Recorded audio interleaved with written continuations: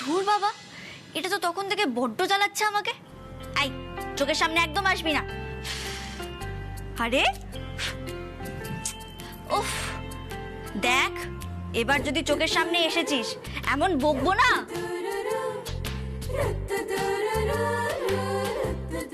আরে দূর বাবা, কি করবো এবার আমি?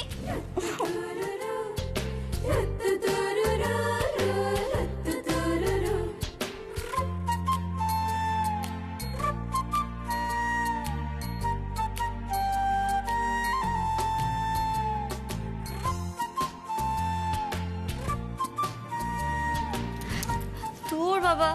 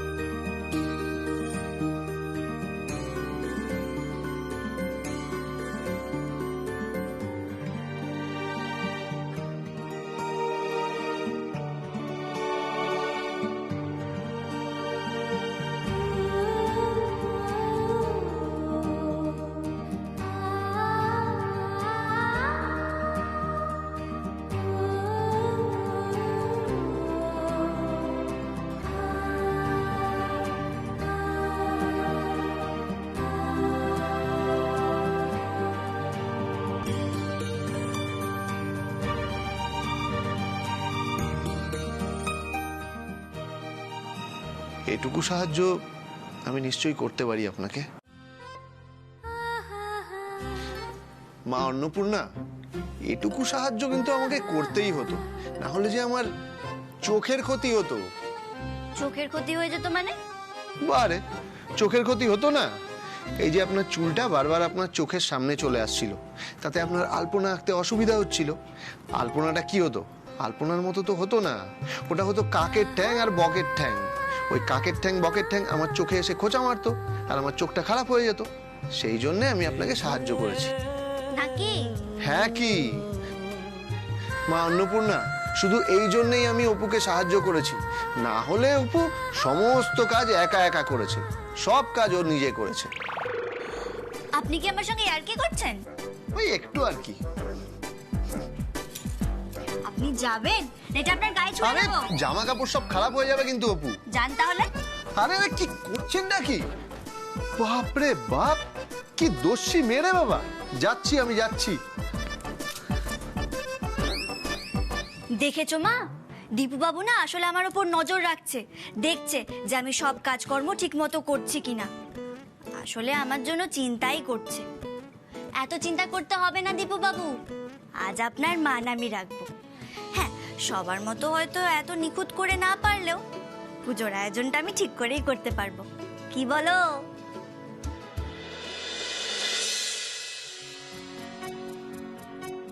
বাবা, আজ একবারে সাত সকালে গরম গরম চা। হ্যাঁ, আজ বুঝি চা দেবার ভার পড়েছে তোদের উপরই পুজো বাড়িতে? হ্যাঁ, ওই তো মাসিমণি এসে গেছে। মাসিমণি, কি রে, সকাল সকাল আমার মুখের সামনে চা এনে ধরলি কেন? খুশি পাঠিয়েছে বুঝি? খুশি, আই খুশি। হ্যাঁ মাসিমণি, আমায় ডাকছেন? হ্যাঁ ডাকছি। আমাকে চা পাঠালি কেন?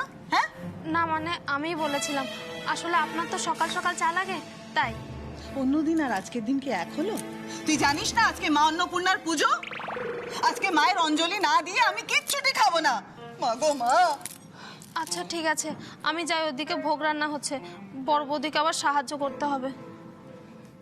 বাবা, শালিকে আজ সূর্যি কোন দিকে উঠলো? এ কি শুনি আজ মন্থরার মুখে? এ তো ভূতের মুখে। হ্যাঁ, আপনি তো চিরকাল আমায় ভূত প্রেত হিসেবেই দেখেন। আমি তো কোনোদিন আপনার চোখে ভালো হতে পারলাম না। আরে খারাপটা বললাম কোথায় শালিকে? আমি তো শুধু বলতে চেয়েছি যে তুমি উপোস করছো শুনে আমি একটু অবাক হয়েছি। বাবা, মাসিমণি কিন্তু কালই বলে দিয়েছিল যে আজ উপোস দেবে। শুধু একটা শর্ত। কি শর্ত রে? শর্তটা হলো মাসিমণির সামনে কোনো খাবার রাখা যাবে না। ওই খাবার দেখলেই যদি খিদে পেয়ে যায়। একে বলে একেবারে দৃষ্টি খিদে, চোখের খিদে। ওমা, আরে আমার খুব খিদে পেয়েছে, সকাল থেকে তো কেউ জল খাবারের জন্য ডাকলো না। হ্যাংলামি করিস না তো, জানিস না আজকে বাড়িতে মা অন্নপূর্ণার পুজো। পুজো রে, সবার উপোস আছে। মায়ের প্রসাদ না খেয়ে কেউ উপোস ভাঙবে না, তুইও না। মেসমশাই দেখুন না, মা কিরম ভাবে আমাকে সবার সামনে বলছে, দেখুন। আমি নিরুপায় বাবা, তোমার মা এই কথাটা একবারে ঠিক বলেছে। এটা তো বিরল, কিন্তু ঠিক বলেছে এই প্রথম। সত্যি তো। আসলে কি জানো তো, ওই পুজো বাড়িতে সকাল সকাল ওই নিজের ক্ষুধা তৃষ্ণাকে একটু চেপে রাখতে হয়, কারণ তারপরেই তো একেবারে ভুরি ভোজ এলাহি আহারের আয়োজন। না হলে অবাক হতে হয়। আমার অপুমা খিদে সহ্য করতে পারে না, অথচ দেখো মেয়েটা সেই সকাল থেকে না খেয়ে না দে সমানে পুজোর আয়োজন করে চলেছে।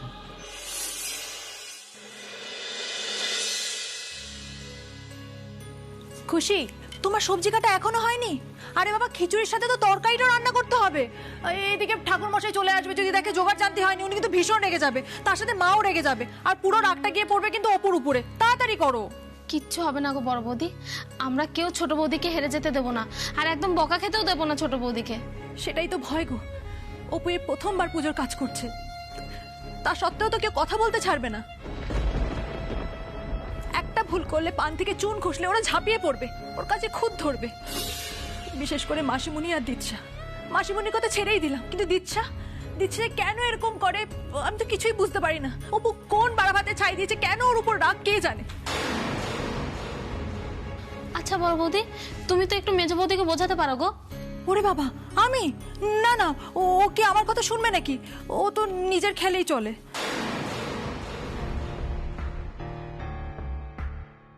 ও, এখন যত দোষ সবই দিৎসার, তাই না? যত ভালো সব ওই অপু। এই অপু কদিন হলো তোর বন্ধু হয়েছে, আর আমার প্রতি কোনো ভালোবাসা কোনো সম্মান নেই, তাই না? দাঁড়া, দেখাচ্ছি মজা।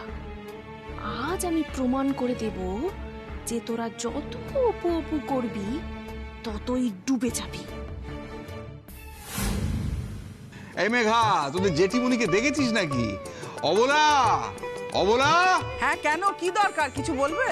এই তো বাবা রে বাবা, একবার নাম করতে না করতে দেবী আবির্ভূতা। এসো এসো দেবী, এসো দেবী অন্নপূর্ণা অধিষ্ঠাত্রী হও। এসো মা, মা অন্নপূর্ণা, মা আমার। বাবা, আমাদের মাকে তুমিও মা বলবে? স্লিপ অফ দ্য টাং, ওটা একটু পেরিয়ে গেছে। তোমায় দেখে না সত্যি আমার ঠিক সেই দিনগুলোর কথা মনে পড়ছে, জানো। কোন দিনের মতো জেঠুমণি? আরে দূর, তোরা সে খবর রাখবি কোত্থেকে? পুঁচকে মেয়ের দল, ওরা জানবি কি করে? আর তোর দাদারাই জানে না, মানে আমার ছেলেরাই জানে না। সে দিন অন্য দিন। সবে তো জেঠিমনির বিয়ে হয়েছে, সদ্য বিবাহিতা তরুণী। হ্যাঁ, লজ্জা পেলে চলবে ওলা? কিরকম ঘোমটা দিয়ে স্নান সেরে সিঁথিতে সিঁদুর পরে তুলসী তলায় জল দিত। আহা হা, সে যে কি রূপের ছটা!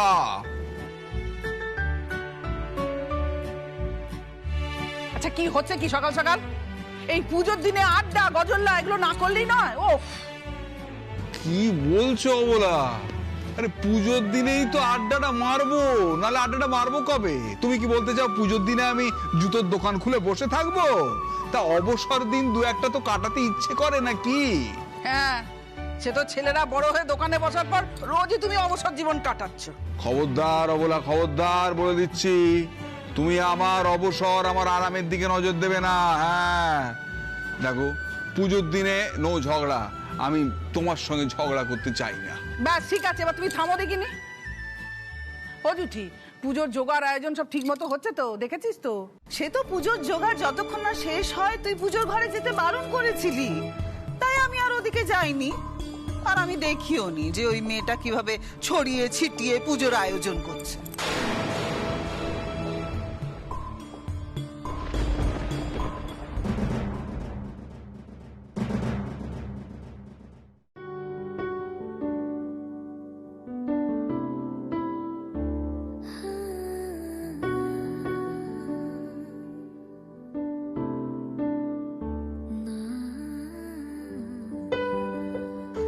আলপনাটা তো আঁকলাম, কিন্তু ওখানটা কেমন যেন ফাঁকা ফাঁকা লাগছে।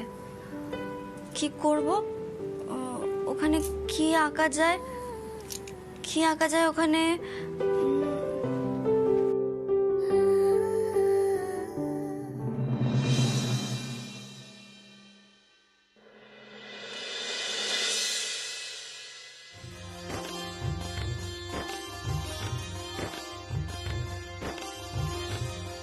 দিদি ভাই, তুই এসেছিস?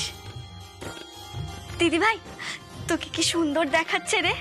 তোকেও খুব মিষ্টি লাগছে, আর তার সাথে এই পুজোর আয়োজন, মায়ের সাজ, সব সুন্দর হয়েছে। সত্যি বলছিস? সত্যি বলছি। এখন শুধু এই আলপনাটা সম্পূর্ণ হওয়ার অপেক্ষা। আলপনাটা তাহলে তুই সম্পূর্ণ করে দে না দিদি ভাই। দাঁড়া, আমি এঁকে দিচ্ছি।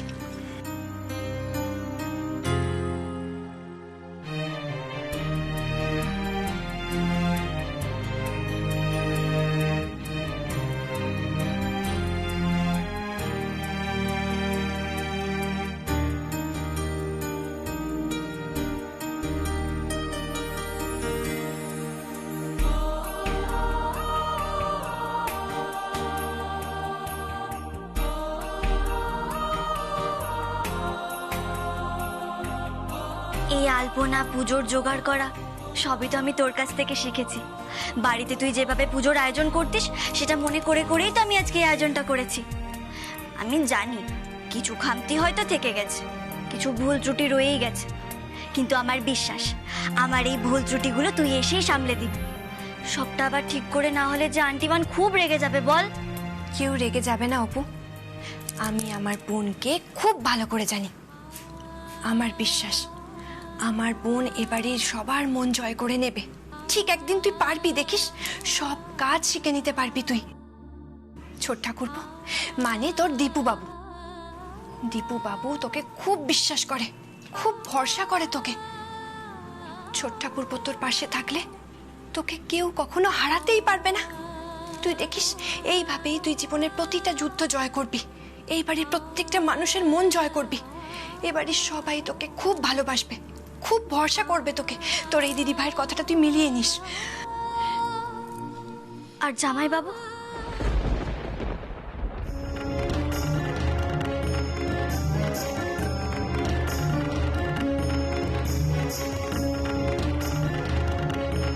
জামাইবাবু তো আমায় পছন্দই করে না, আর আমায় পছন্দ করে না বলে তোকেও সহ্য করতে পারে না দিদি ভাই, অপমান করে। সবার মন জয় করলেই তো হবে না, এবার আমাকে তোর সুখের দায়িত্বটাও যে নিতে হবে দিদি ভাই। জামাইবাবু দিনের পর দিন তোকে অপমান করবে, কষ্ট দেবে, সেটা আমি কিছুতেই মেনে নিতে পারবো না রে। তুই আর কি করবি অপু, সবই আমার ভাগ্য। কপালে যা আছে তাই তো হবে বল। না দিদি ভাই, এই কপাল, ভাগ্য এগুলো শুধুমাত্র একটা অজুহাত। মনের জোর থাকলে আর মা অন্নপূর্ণার আশীর্বাদ থাকলে মানুষ যে কোনো বাধা পেরোতে পারে দিদি ভাই।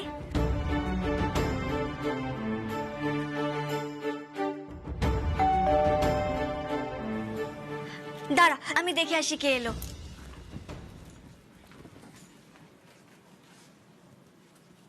যা বাবা, কেউই তো নেই। শোন না দিদি ভাই,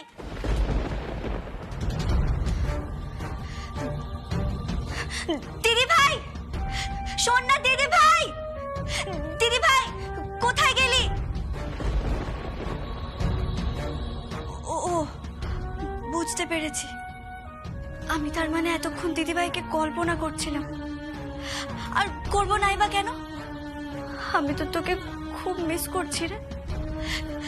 তুই তাড়াতাড়ি সুস্থ হয়ে আমার কাছে চলে আয়। হ্যাঁ, চলে আয় না রে।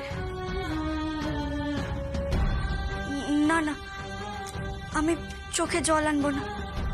মা বলে পুজোর আয়োজন করার সময় চোখের জল ফেলতে নেই।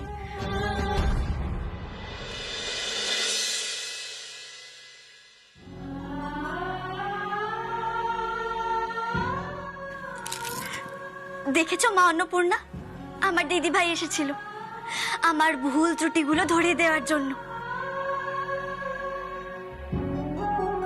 ওই যে আলপনার খালি জায়গাটা, বলে গেল ওখানে ফুল এঁকে ভরাট করে দিতে। আসলে কি বলতো, আমার দিদি ভাই আমাকে খুব ভালোবাসে, খুব। আর তাই তো হসপিটালে থেকে ওর মনটা আমার কাছেই পড়ে আছে।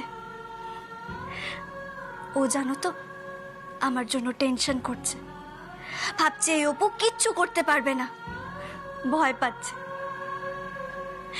জানো, ছোটবেলায় যখন বাবা আমাকে মারতো তখন দিদিভাই আমার থেকেও বেশি কান্নাকাটি করতো।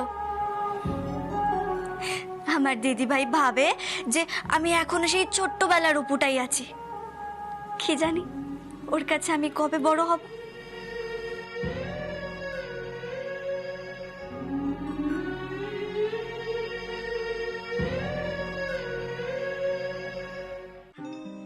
বড় বৌদি বলছি কি, পায়েসটা রান্না হয়ে গেলে তুমি একটু ফ্যানের নিচে গিয়ে বসো, বাকি সব আমি করে নেব।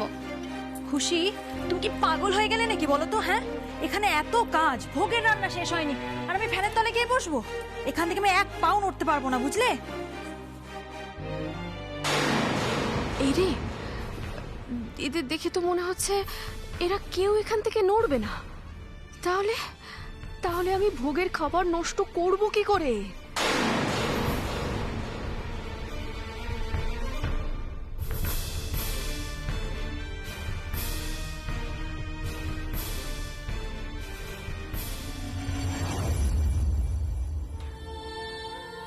আজ যদি অন্নপূর্ণা পুজোর সব আয়োজন অপু ভালো মতো ঠিক মতো করতে পারে, তাহলে মায়ের চোখে ওর একটা জায়গা হবে, মা ওকে ভালোবাসবেন, ভরসা করবেন। করাচ্ছি ভরসা।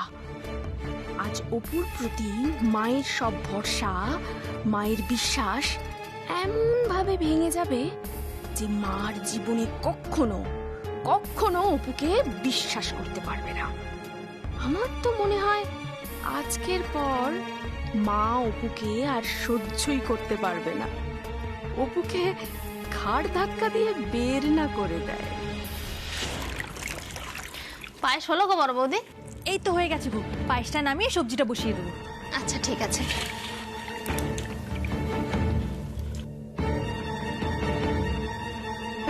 কিন্তু এরা যদি এখান থেকে না নড়ে, তাহলে তাহলে আমি ভোগের খাবার নষ্ট করব কি করে? না না না না, আমাকে কিছু একটা প্ল্যান তো করতেই হবে, করতেই হবে। ছড়িয়ে ছিটিয়ে কিছু আয়োজন করছে না কিন্তু অপু, বেশ গুছিয়ে মন দিয়েই আয়োজন করছে। সে তো তোর বউ যাই করে তোর কাছে সব শোনা মনে হয়। না না মাসিমণি, আমি সত্যি বলছি, ও খুব ভালোভাবে কাজ করছে। ভালো করলেই ভালো, সেটাই তো কাম্য। হ্যাঁ রে, সকাল থেকে ওই ঠাকুর মশাইয়ের সাথে কারোর কথা হয়েছে? হ্যাঁ মা, আমি পুরোহিত মশাইয়ের বাড়িতে রিক্সা পাঠিয়ে দিয়েছি। আচ্ছা ঠিক আছে, ও পুজোর জোগাড় সারা হলে আমাকে ডাকিস। তার আগে আমি পুজোর ঘরে ঢুকতে চাই না। আমি চাই যে ওই মেয়েটা নিজে হাতে সবকিছু একা আয়োজন করুক, তাতে ওর আত্মবিশ্বাস বাড়বে। হ্যাঁ রে, মা অন্নপূর্ণার পুজোর 101টা পদ্ম, ওই যে মেজো খোকাকে আনতে বলেছিলাম, সে কোথায়? এই তো মা, তোমার বীরপুরুষ ছেলে চলে এসেছে। এসেছিস? 108 ফুল আর এক মালি। হ্যাঁ হ্যাঁ, কি বললে? ও না, মানে এই ফুলগুলো নিয়ে চলে এসেছি।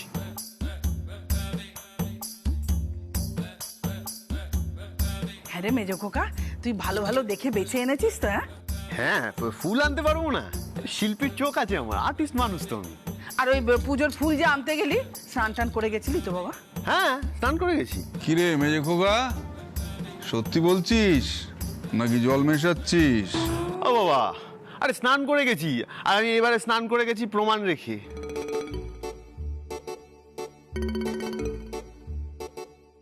তাই কি প্রমাণ আছে রে মেজদা ভাই?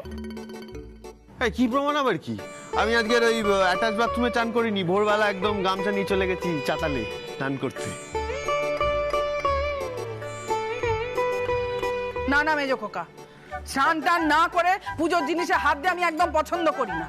তোর তো আবার সেই ছোটবেলা থেকে অভ্যেস আছে স্নান করার সময় ফাঁকি দেওয়া। আরে না রে বাবা, আমি ফাঁকি দিইনি। আমি ওই বড় বৌদি দেখেছে যে ওই গামছা নিয়ে চাতালে যেতে, খুশিও দেখেছে, ও অপুও দেখেছে।